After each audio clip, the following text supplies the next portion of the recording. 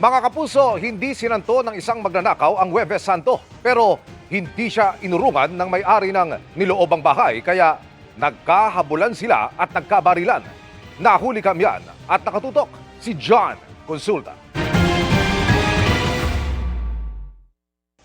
Mag-aalas 7 ng umaga nitong Huwebes Santo nang magatakbo sa San Miguel, Bulacan ang isang lalaki nakaberde na may baril at tangay ng mga gamit. Nakikipagbarilan sa kanya habang humahabol ang isang lalaking nakapula. Ilang saglit pa, umatras ang humabol pabalik sa pinanggalingang bahay. Hindi nahagip ng CCTV pero nagtamo na pala siya ng tama sa dibdib at agad isinugod sa ospital.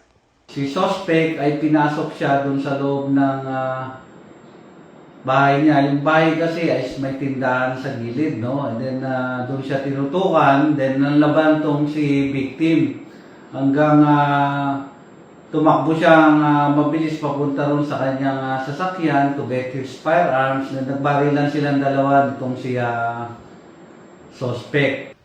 Sa follow-up operation ng pulisya, nasukol ang suspect sa isang sementeryo sa lugar kung saan ito tumakbo at nagtangkang magtago.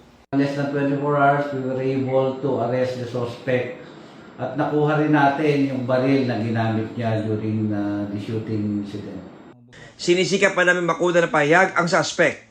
Sa ngayon ay wala na sa panganib ang biktima. Positibo niyang kinilala ang suspect na kanyang nakabarilan kahapon.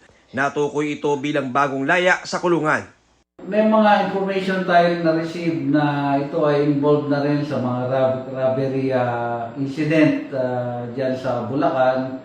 Tingnan rin natin baka dito sa nearby provinces, malapit kasi yan sa Nueva Ecija and Pampanga. So, yun yung mga bine-verify pa natin as of this time.